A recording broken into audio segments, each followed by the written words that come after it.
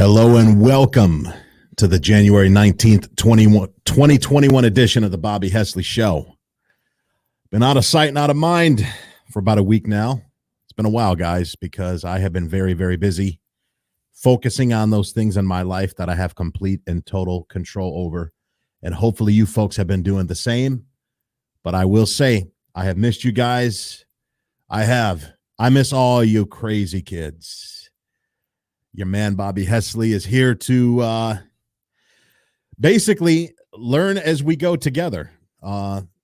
President Trump is about to give what very well could be his final presidential address, at least for this first term. I say that in the sense that maybe he'll run again in 2024. Maybe something will happen. Who knows? There's people that are saying that he's going to declare martial law. Hold the line, Gina. Listen, we're all holding the line in the best way that we can. But sooner or later, there comes a point where you have to accept reality. Melania gave her address yesterday. Kamala Harris resigned her Senate seat finally, which sets a record. I believe Joe Biden was the longest person to not give up his seat. I think he gave it up, I want to say, on January 15th, 2009. I wish I was too, Julie. I wish I was coming to you with a much different topic as well. But we're going to see what President Trump has to say. But I want to say, guys, the Q right that I've been calling out on my last handful of broadcasts, they're still at it. They're still doubling down. And if you notice, I've been checking in on some of them, not to learn anything, because I think you'll be highly misled if you listen to a lot of these Q-type podcasts. They're already pushing the goalpost. They're already moving the date to March 4th. Have you guys heard that? They're already here's what the latest narrative is from the Q right. They're saying that President Donald Trump is going to be the final president of the United States of America Corporation, and he's going to be the very first president of the new republic. And he's going to be, I think, number 17 because he's returning us back to the old republic. He's going to rule from Texas. Essentially, what they're saying is that he's going to be an anti-president. There's the Catholic historian apologist in me coming out, because throughout church history, there were a few occasions where we had what are called anti-popes, where we had unlawful claimants to the throne of St. Peter. You had the validly elected pope, and then you would have some other guy who would come along and claim that he was the validly elected pope, and you had what are called two popes. One was the legitimate pope, one was the anti-pope. So I guess people are saying that Trump is going to be the anti-president, or I guess according to them, that would make Joe Biden the anti-president, because the true and legitimate president is Donald Trump, which I do believe, but that is what it is, guys. I think we all need discretion and discernment in terms of the reporting. I realize we all believe and we're ready to believe. We just need to be careful. Something is cooking, but it's just not done yet. Hang in there, Patriots. I agree with you, Matthew, especially with the first half of what you said. We do have to have a lot of discretion with what we believe. There's lots of prophets that spoke in the name of the Lord, that said, "Thus saith the Lord," that have been proven very wrong. Or at least we're going to find out. This is the final nail in the coffin for all these prophets out there that have been prophesying in the name of the Lord, claiming to be under the Holy Spirit's unction and inspiration, that Donald Trump is going to be reelected on January 20th. They basically have less than 24 hours for that to come true. I don't believe it's going to come true because I'm being a realist. But as you can see, guys, to the very end, you can see I'm still wearing my Black Voices for Trump hat. I'm a worker, guys. See all the dust on my hat? This hat has been worn many, many times. I've worn this to rallies. I've worn this hat going door to door for President Trump in the city of Detroit, in the streets of Detroit, in the hood of Detroit. I went door to door trying to get Detroit residents, the majority of which were registered Democrats, to vote for President Donald Trump. And I don't regret any of that. I was going to the Black Voices for Trump headquarters multiple days per week towards the end. I went to Trump rallies. I was at the TCF Center on November 4th. I was a GOP credential poll challenger on the night of November 3rd with the Michigan GOP. And I agree, President Trump will never, ever be forgotten, Judith. That's for sure, Judith. We're never going to forget President Trump. We're never going to forget everything that he did for this country. And I personally am never going to forget everything that he did for the Black community. And as a matter of fact, while we're waiting for President Trump to come on, either way, Donita, we are going to enter a storm. Either way, whether it's the storm of Marxist socialism or whether it's the storm of somehow another presidential term from Trump, I don't know. I'm just being realistic either way. I don't know what's going to happen. I don't believe that's going to happen, but who knows what's going to happen. Thank you for that, Kim. You're a true patriot as well. It takes one to know one. But either way, folks, we are entering into a storm. Either way. So the best advice that I can give you is to hunker down, become the best version of yourself, focus on all those things that are within your control. And what I want to do for all of you who voted for Joe Biden, I want to address those people, especially, well, not especially, exclusively. I want to address the Black community. I'm very disappointed in the Black community, as the Black community is very disappointed in me. I'm a coon. I'm an Uncle Tom. I'm a African American. I'm an Oreo. I'm a mulatto. I'm all these salt and pepper mixed names I was called growing up as a biracial kid in the city of Detroit.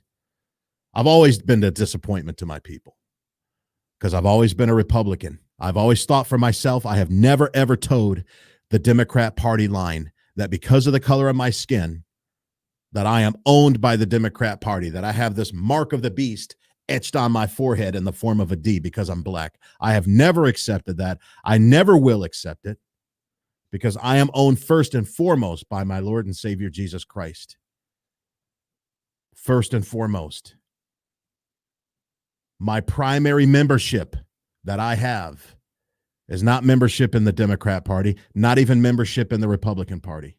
My primary number one membership, upon which all my other memberships and all other parties or organizations are subject to, is my membership in the one holy Catholic and Apostolic Church. That comes before everything else. My Catholicism comes before my race. My Catholicism comes before my gender. My Catholicism comes before my occupation of what it is that I do for a living. My Catholicism comes before my political leanings.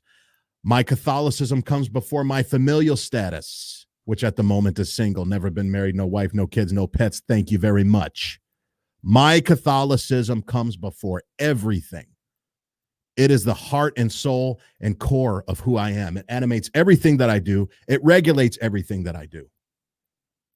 It regulates my political views. It regulates how I do business. It regulates certain relationships in my life and how I handle those. It regulates my sexuality. It regulates every aspect of my life. And unfortunately, not all, because I don't want to speak in broad general terms, but the majority of Black American Catholics have it the other way around. The majority of Black American Catholics allow their Blackness to regulate their Catholicism, not their Catholicism to regulate their Blackness.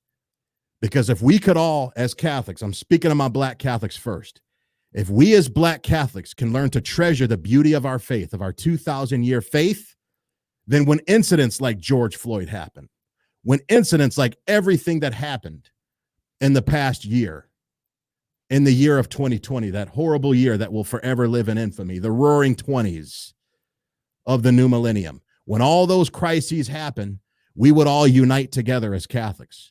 But in fact, all of those events that happened in this past 12 months has fractured the Black American Catholic Church. Because there are so many Black Catholics that the most important thing to them is this. That's the most, not this, but this. This comes before this for the majority of American Black Catholics, and that's a tragedy. That's a tragedy. We are defined by who we are in Christ, period. And I know some of you, my viewers, are not Catholics. I know some of you are lovers of Jesus. Maybe you're Baptist, maybe you're Pentecostal, maybe you're non-denominational. I get that. And I'm looking forward to us dialoguing with one another about our differences of belief. Because let's face it, let's not pretend. We don't all believe in the same thing. We believe in Jesus as Lord and Savior. But there are many non-Catholics who wrongly believe lots of things about Catholicism that I look forward to clearing up as time goes on. As Bishop Fulton J. Sheen once said in his preface to the book Radio Replies, he said that there are millions of people who wrongly hate what they think the Catholic Church to be and to believe, but there are not even 100 people who hate the Catholic Church for what she actually is. If people truly understood Catholicism, Black Catholics included, they would not try to destroy and disfigure the church. And the fact is, there's liberation theology that runs rampant throughout the Black Catholic Church of the United States of America. It is Marxist theology that is hostile to the gospel, that turns a blind eye to pro-abortion politicians like Joe Biden, that turns a blind eye to Marxists like the man down in Georgia. What was his name again? It's been a while. Wakinden, who was the guy that won the black guy that won the runoff election in Georgia, who is a self-professed Marxist. I can't tell you how many Black Catholic churches I passed that had Black Lives Matter signs draped on their church.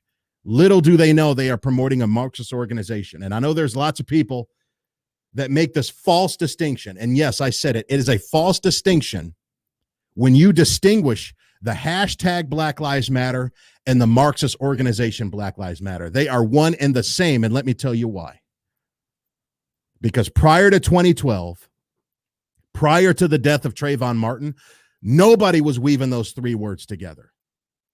Nobody was saying Black Lives Matter prior to Patrisse Cullors, Omel Potek, and the other founder, the three feminist liberal founders who hate heterosexual straight Black men like myself, heterosexual Black Christian men like myself, by the way. I am public enemy number one to organizations like Black Lives Matter. My Black life matters the least to the founders and the promoters of Black Lives Matter because I'm a straight Christian male, and they hate that. But the fact is, prior to that organization, nobody was saying Black Lives Matter. They are the ones who invented it. They are the ones who own it. And every time you use that phrase and that hashtag, every time you black out your social media profile, every time you hashtag weave those three words together, you are giving free marketing, free promotion, and free search engine optimization to a Marxist organization that is hostile to the Black father, that hates the Black father being in the home, that wants to do everything that it can to remove the Black father from the Black home. Because to Black Lives Matter, a good Black man is a dead Black man. Because dead Black men like George Floyd, Rayshard Brooks, Ahmaud Arbery, right? Trayvon Martin, Michael Brown, Alton Sterling, Philando Castile, you go down the list. The corpses of those dead Black men have raked in billions of dollars for Black Lives Matter. Billions with a B. And not a single dime of that money has gone to Black neighborhoods. Not a single dime of that money has gone to build up schools. Not a single dime of that money has gone to help Black single mothers that are pregnant, that need assistance, that had they had some assistance, they wouldn't get those abortions, which Black Lives Matter wholeheartedly endorses and approves of. None of that money goes directly to the Black community. You know where it goes to? It goes to the Democrat Party. And what thanks do they get from the Democrat Party for giving all those billions upon billions of dollars that were raked in off the corpses of dead Black men that were killed by white police officers, which is less than 1%? It goes to Joe Biden. And what does Joe Biden do? He gets on a conference call with them and he shouts at them when he asks them, when they ask him if they could have a seat at the table. In so many words, he said, hey, thanks for all the money for my 2020 campaign. Now get out of here. That's pretty much what he said to Black Lives Matter. So the next time you make that false distinction between the hashtag and the Marxist organization, just know that you are given free marketing, free advertising, and free search engine optimization to that Marxist organization. And that is a fact. Because I challenge anybody to show me where that phrase Black Lives Matter was being used prior to the three feminist founders using that phrase in the wake of the death of Trayvon Martin. Here it is, another day in the office of being a Black conservative. Hi-oh, rapture yourself, Uncle Tom. Thanks, Spiro. Thanks for all the love, my friend. Go rapture yourself, Tom. I think you meant to call me Uncle Tom. Thank you for that. Appreciate you.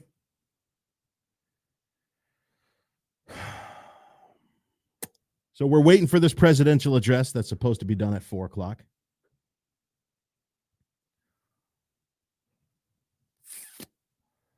Lots of interesting comments coming in. We'll see, Antony. We'll see if he declares martial law. For all intents and purposes, I mean, martial law has pretty much always been already been declared in Washington, D.C. with all the troops there. My man, Black Catholic theologian David L. Gray, Talking Coon, which is Talking Coon is the running name of a podcast that Dave and I might do in the future. Him and I are affectionately known as the Catholic Coon Squad. That's what we are. We're the Catholic Coon Squad. Guys, check out my boy David L. Gray. His website is davidlgray.info. He is a published author and theologian that I am proud to call my friend.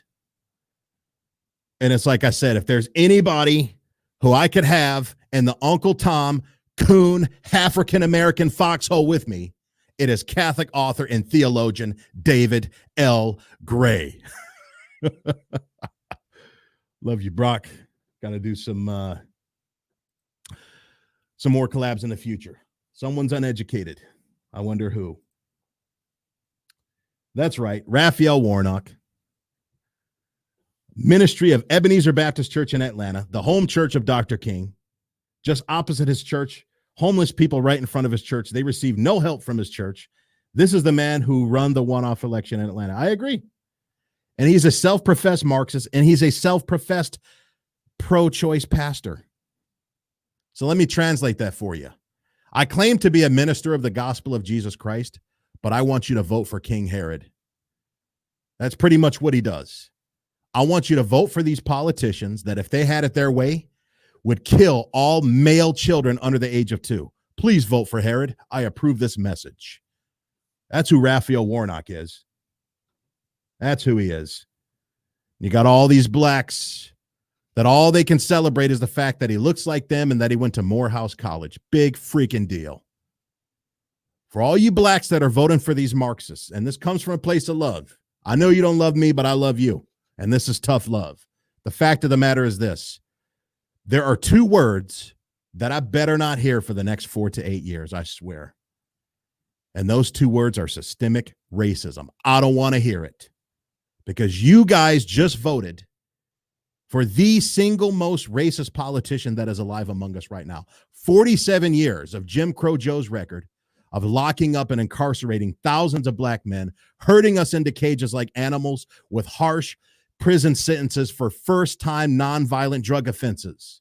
He put together a crime bill that targeted black drug addicts, and there were harsher penalties for crack than there were for cocaine, because his son Biden was too busy snorting cocaine, his son Hunter, so he wouldn't dare put together legislation that would lock up his cocaine-sniffing son Hunter. So he went easy on the cocaine, on all the rich white college kids that can afford cocaine. He went after the poor black drug addicts. That's who Biden went after. And his VP pick, Kamala Harris, who finally surrendered her Senate seat, thank God, I thought the day would never come. He picked her just because of how much he approved of her record as a California, not prosecutor. I call her a California persecutor, because that's what she was. She was a persecutor of black men. She locked up thousands of black men for smoking weed and then laughed about smoking weed when she was asked about it. So I don't want to hear systemic racism, because you guys voted it back in. I don't want to hear the word reparations, because I want to show you guys how close you came to getting reparations. The closest you were ever coming to getting reparations was with Donald Trump's Platinum Plan that he was unfortunately blocked from implementing.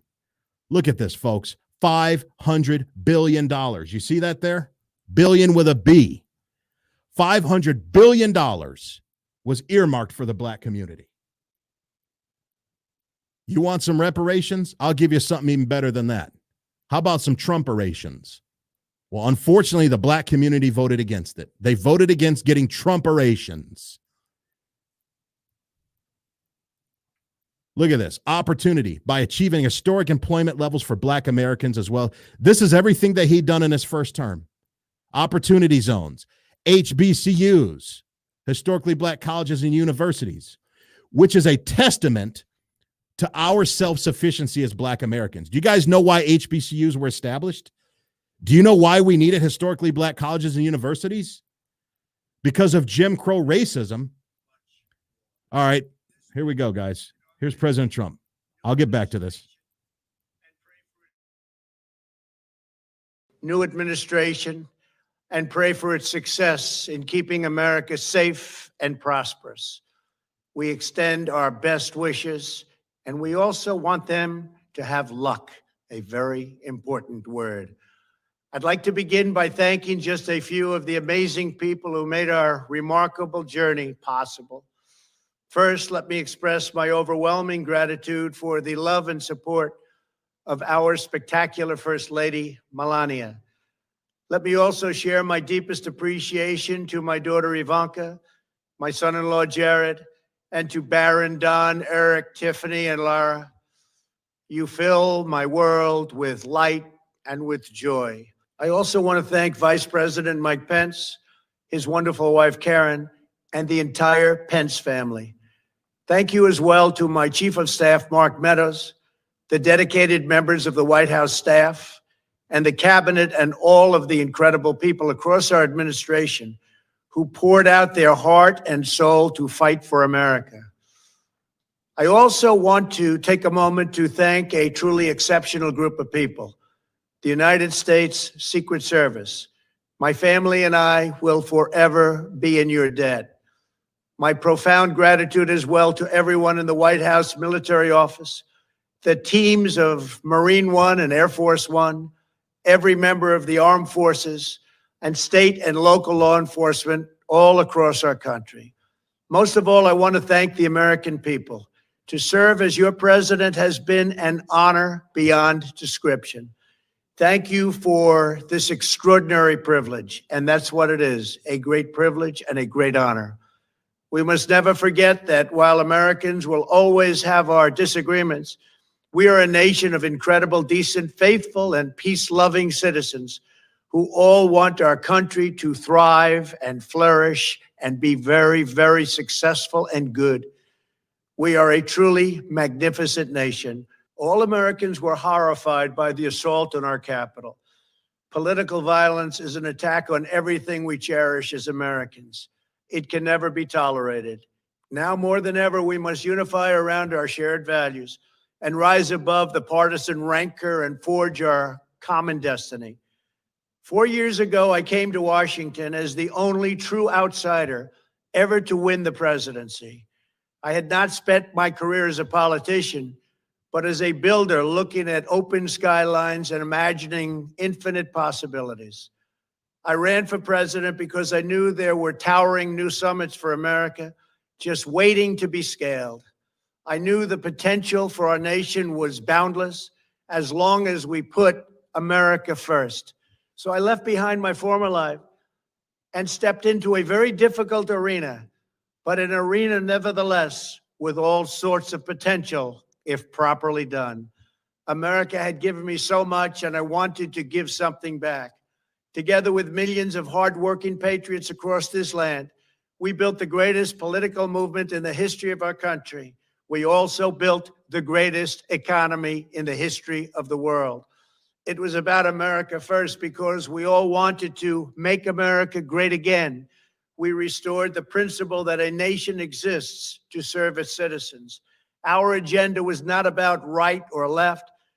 It wasn't about Republican or Democrat, but about the good of a nation, and that means the whole nation.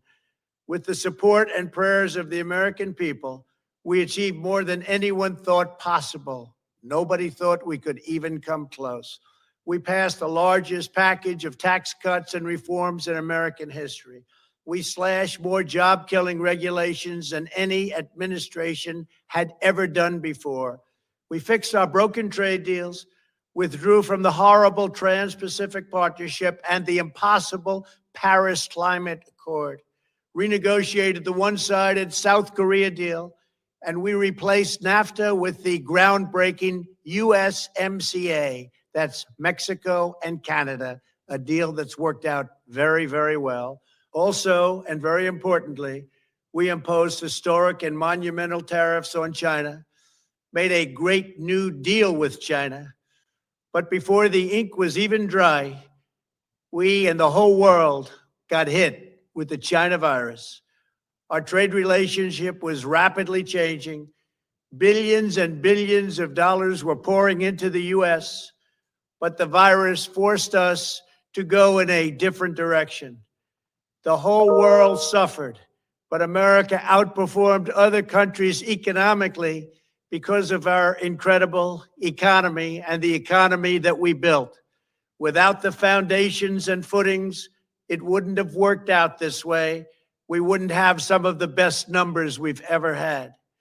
We also unlocked our energy resources and became the world's #1 producer of oil and natural gas by far. Powered by these policies, we built the greatest economy in the history of the world. We reignited America's job creation and achieved record low unemployment for African Americans, Hispanic Americans, Asian Americans, women, almost everyone. Income soared, wages boomed, the American dream was restored, and millions were lifted from poverty in just a few short years. It was a miracle.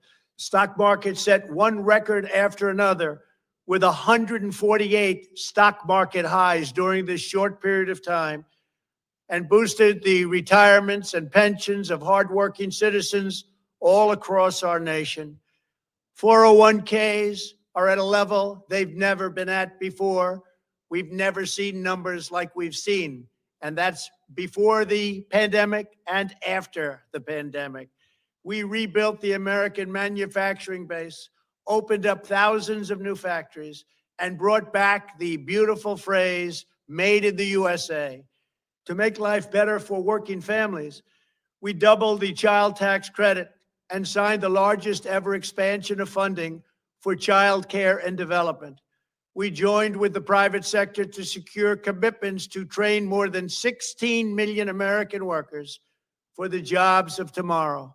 When our nation was hit with the terrible pandemic, we produced not one, but 2 vaccines with record-breaking speed, and more will quickly follow. They said it couldn't be done, but we did it. They called it a medical miracle, and that's what they're calling it right now, a medical miracle. Another administration would have taken 3, 4, 5, maybe even up to 10 years to develop a vaccine. We did it in 9 months. We grieve for every life lost, and we pledge in their memory to wipe out this horrible pandemic once and for all. When the virus took its brutal toll on the world's economy, we launched the fastest economic recovery our country has ever seen. We passed nearly $4 trillion in economic relief, saved or supported over 50 million jobs, and slashed the unemployment rate in half. These are numbers that our country has never seen before. We created choice and transparency in healthcare, stood up to Big Pharma in so many ways, but especially in our effort to get favored nations clauses added, which will give us the lowest prescription drug prices anywhere in the world. We passed VA choice, VA accountability, right to try, and landmark criminal justice reform. We confirmed 3 new justices of the United States Supreme Court. We appointed nearly 300 federal judges to interpret our Constitution as written.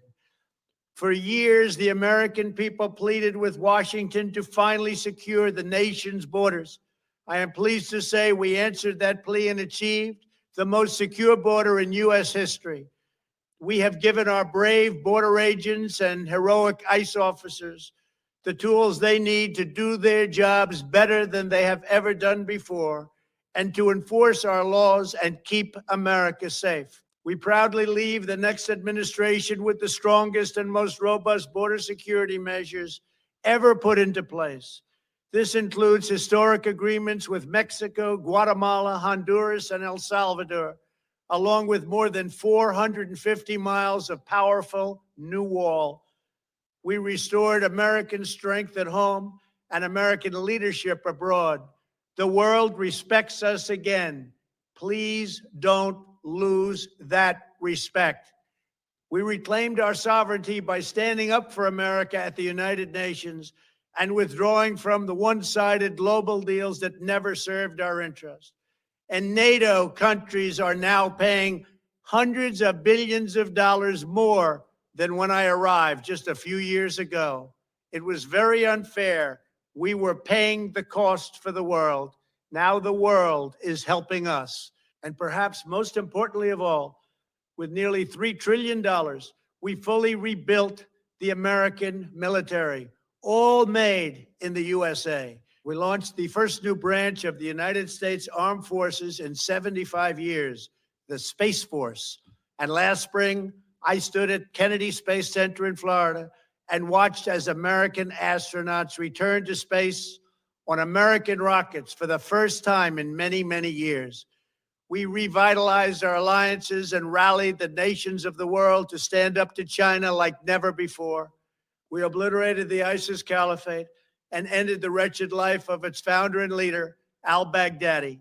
We stood up to the oppressive Iranian regime and killed the world's top terrorist, Iranian butcher Qasem Soleimani. We recognized Jerusalem as the capital of Israel and recognized Israeli sovereignty over the Golan Heights. As a result of our bold diplomacy and principled realism, we achieved a series of historic peace deals in the Middle East. Nobody believed it could happen. The Abraham Accords opened the doors to a future of peace and harmony, not violence and bloodshed. It is the dawn of a new Middle East, and we are bringing our soldiers home. I am especially proud to be the first president in decades who has started no new wars.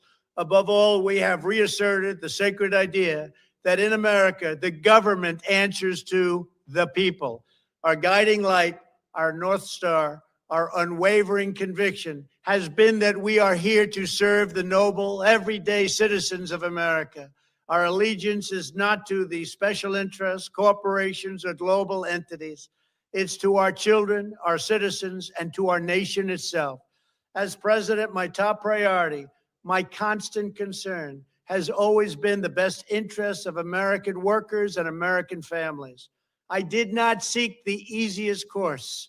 By far, it was actually the most difficult.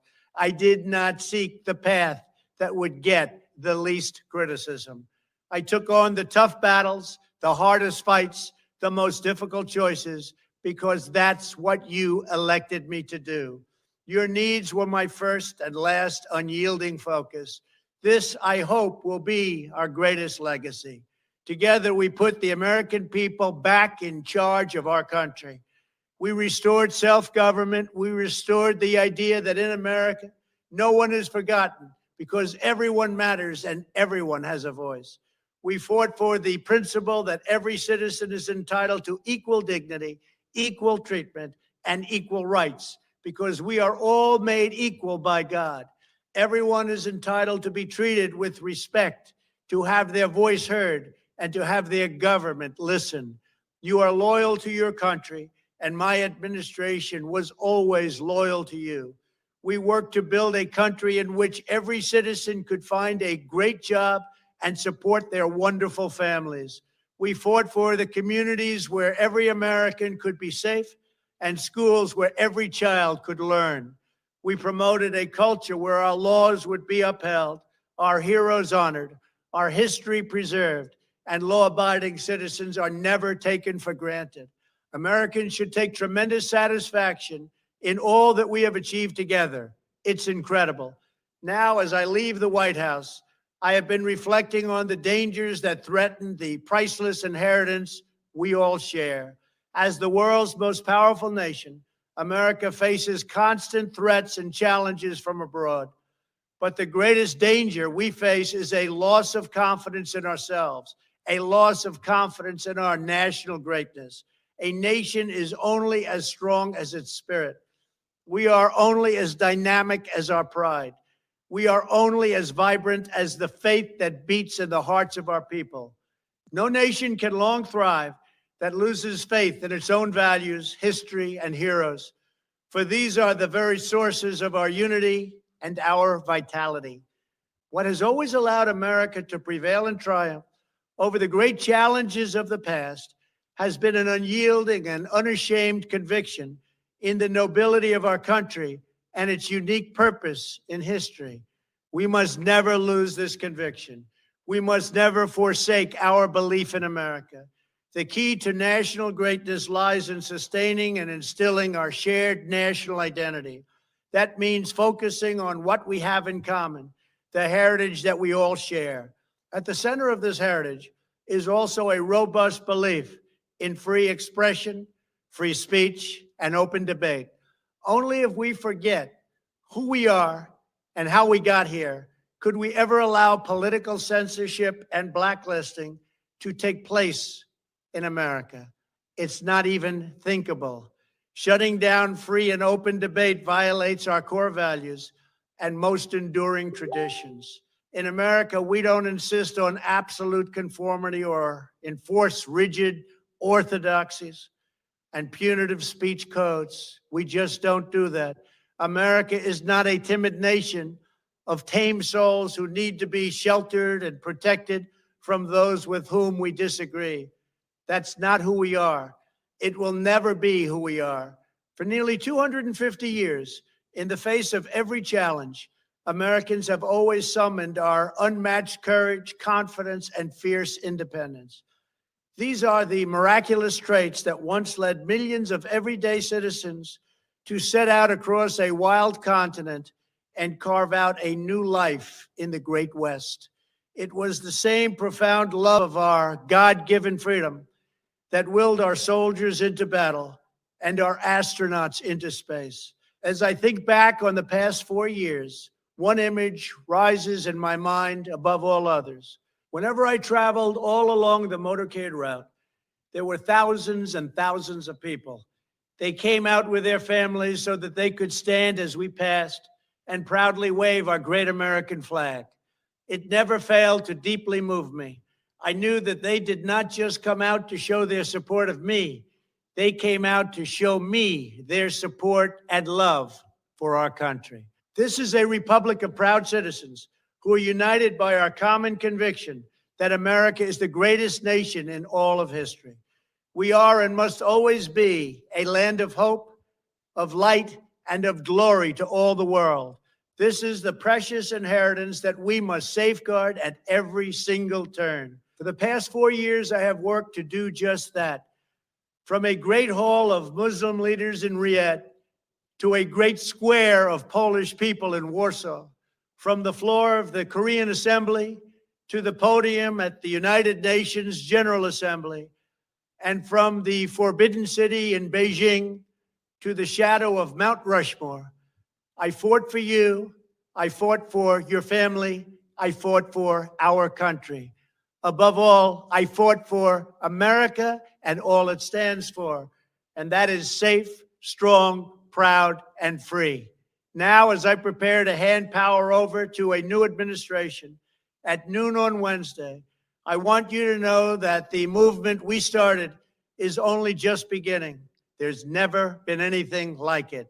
The belief that a nation must serve its citizens will not dwindle, but instead only grow stronger by the day. As long as the American people hold in their hearts deep and devoted love of country, then there is nothing that this nation cannot achieve. Our communities will flourish. Our people will be prosperous. Our traditions will be cherished. Our faith will be strong. And our future will be brighter than ever before.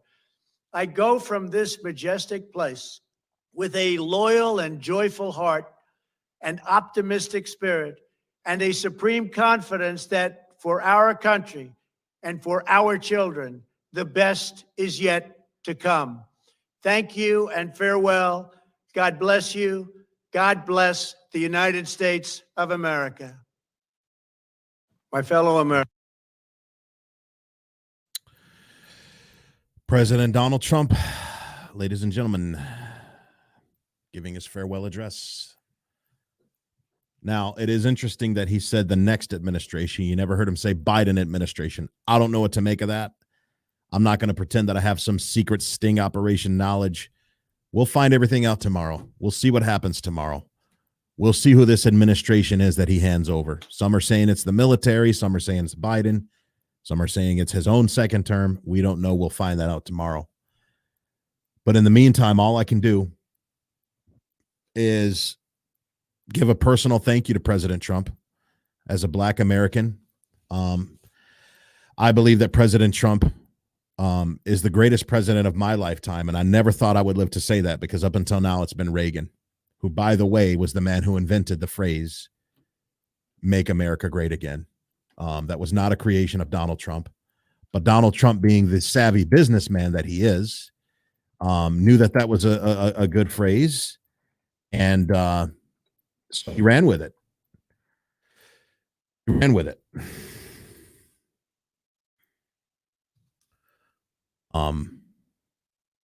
Show you guys a little bit of proof of that so people don't think I'm making that up.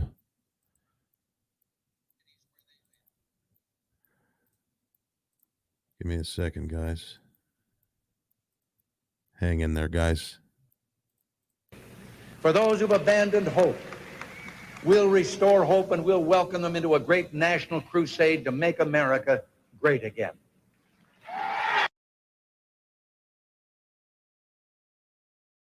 There it is. Reagan invented it, not Trump. So for everybody who's saying that MAGA is racist, that MAGA is white supremacist, how come I never hear any of you anti-MAGA people accusing Reagan of being a white supremacist? Because he's the one who coined the phrase "Make America Great Again," not Donald Trump. Sorry to say, which I just showed you. The tape don't lie. So as I was saying before, I was pleasantly interrupted by President Trump. I was going through the Platinum Plan of everything that Donald Trump planned on doing in his second term, specifically for the Black community. And I believe that it is the closest that Black people will ever come in their lifetime to getting reparations. And in all honesty, collectively, they threw away that opportunity. They threw it away. $500 billion just for us. $500 billion. Do you know how much money that is? Do you think Joe Biden's going to come close to earmarking that kind of money for the Black community? We'll see in the next 4 years. We'll see in the next 8 years if he ends up being a two-termer. But this was Donald Trump's Platinum Plan. I don't have time to read it all because honestly, there's so much. There's so much in here he wanted to do. I would encourage you folks to look it up when you get a chance. I'm going to go ahead and link to it in the comments.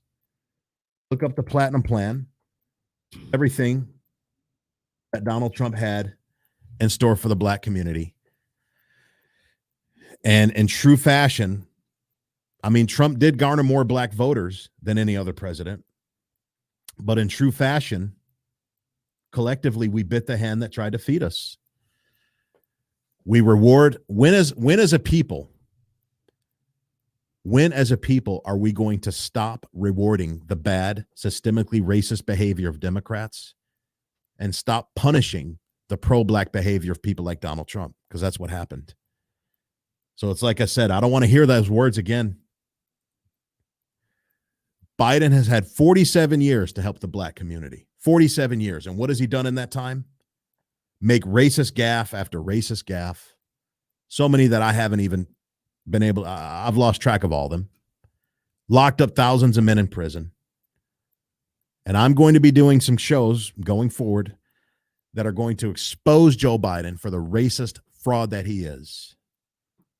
These are things that I was trying to warn everybody. I was trying to warn everybody in the Black community during the 2020 election that this is who this man is. This is what he plans to do.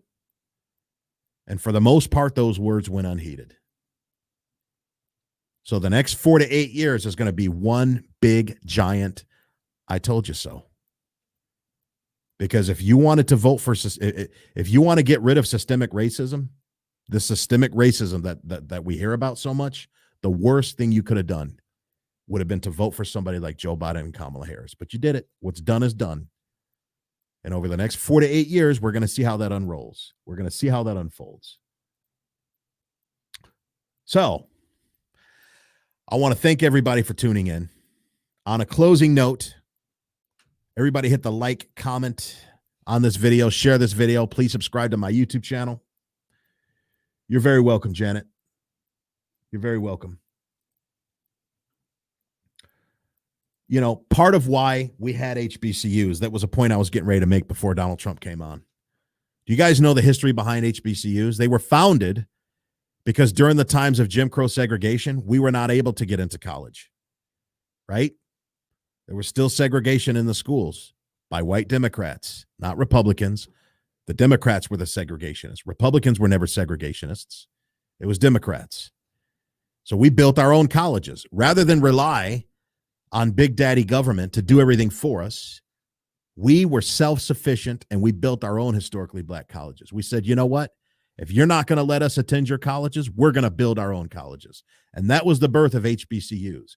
HBCUs are the testament to the ingenuity, the creativity, and the resilience of black people. Because under Jim Crow oppression, we were able to build HBCUs. Under Jim Crow oppression, we were able to build things like Black Wall Street, which, by the way, was bombed by white Democrats. And those people who lived in Black Wall Street, who built all those banks and businesses, were black Republicans that the Democrats did not want to vote. They did not want them to be rich. They did not want them to be empowered. They were making too much money. And with money comes options, and with options comes power. And this was power that white Democrats did not want these Black Wall Street owners to have. So for the first time in American history, bombs were dropped on U.S. soil. And they were dropped by segregationist white Democrats who, for the past 70 years, black Americans have been rewarding every 4 years with their votes. Every 4 years. And again, this is coming from a place of love, not hatred. You can call me a coon, call me all those names. I've been called them all my life. It ain't nothing new. But the fact is, as a whole, we did the worst thing that we could have done by voting for Joe and Kamala.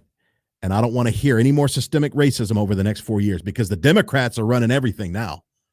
The Democrats are in control of the White House. They will be tomorrow at noon. They're in control of Congress, both houses of Congress, the House and the Senate. They're in control of the judiciary. The Democrats are running the show now. So any systemic racism that we see going on in the next 4 to 8 years, the blame is going to be placed squarely where it always should have been, which is with racist white Democrats.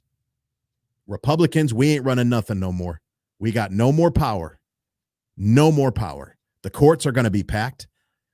So long to the Supreme Court with 9 justices on there. Those are getting ready to get packed out with leftist radicals.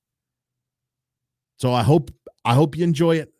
Black Voices for Trump forever. It will always have a place in my heart. I will never forget all the wonderful people, both white and black, that I was able to meet through Black Voices for Trump. Lifelong alliances, lifelong friendships that I will forever treasure. That were it not for Black Voices for Trump, I would have been all the poorer for not knowing all the wonderful people that I met through that organization. So am I sad? Am I bummed out? Am I angry? I'll roll into one. Of course I am. But I'm being an adult about it. And the way I'm going to get revenge on the outcome of this election is by focusing on those things in my life that I have 100% control over, no matter who's in the White House. And that's not to be disrespectful to anybody who owns a restaurant or who's been shut down by all these draconian governors. I still believe that if you want it bad enough, if you want the American dream bad enough, if you want freedom bad enough, you have it within you to figure out a way to get that freedom back. You have it within you. We all do. God has graced us all with as much grace and as much skill and as much talent and as much work ethic as we need to get to wherever we need to go in life, right from where we are right now. We all have the grace. We all have the strength. We all have the ability and the wherewithal to grow right where it is that God planted us. So take stock of your life, take inventory of your life, and ask yourself, where has God planted me? What soil has God planted me in? He's given me plenty of sunlight. He's given me plenty of water. He's given me plenty of whatever it takes that helps plants grow. He's given you plenty of that to grow where you're planted. And if you don't like where you're planted, he's also given you all the power to do something about it. And I know that that sounds contrary to everything that we've been hearing over these last month or two, that we're a communist country now, the American dream is dead. I don't believe that. I cannot bring myself to believe that. I believe the American dream is going to be harder to achieve now because our country is being run by Marxists. Our country is being run by people who want to raise our taxes and increase regulations that slow down business. But the fact is, I made some of the best money in my life under Barack Obama. Not because of Barack Obama, but in spite of Barack Obama. In spite of his 2 terms, I prospered. Because I don't care who's in the White House, Democrat, Republican, whatever you want to call them, Republican, I don't care who they are. They ain't going to define the direction of Bobby Hesley's life. The only power they have over me is to either put obstacles in my way that's going to require more effort for me to step over and climb over those obstacles or go around those obstacles, or like Donald Trump has done for the last 4 years, they can remove those obstacles from my life, right? To make it easier for me to get to where I need to go. Because that's the only power they have, folks, to make it easier or harder, but they do not and will not have the power to make it impossible. And that goes for all of you watching too. Biden does not have the power to make it impossible for you to have the kind of life that you want to have. He has the power to make it difficult, but not impossible. Please, please believe that. Please, please remember that. Joe Biden and Kamala Harris and AOC and all these sellout Republicrats, none of them are more powerful than God. None of them. And they will all render an account to God. Every single one of them, myself included. We will all render an account to God for everything that we've done, good or bad, with our life. And all these people that are doing all these terrible things, that are going to murder all these babies, that are going to do all these things to children and their genders, and all these horrible things that we're getting ready to see happen, keep in mind that none of them have the last word. They are all going to say amen to their condemnation if they don't repent of all these sins that they have committed up until now and that they plan on committing in the name of social justice and Black Lives Mattering. So I want to thank everybody for tuning in. Please like and share this video, comment on it, subscribe to my YouTube channel. Let me see some ones if you still believe in the American dream in spite of what has happened in the last 2 months. Let's close out with some ones. I love you guys. Stay tuned. You have not seen the last of Donald Trump, and you have definitely not seen the last of your man, Bobby Hesley. Thanks for coming on, guys. I love you. Focus on those things you can control. Get that weight off. Make that money. Fix those relationships. Do all those immediate things that God has set in front of you. And no matter who's in the White House, you'll be the better off for it. I'll talk to you on the next show.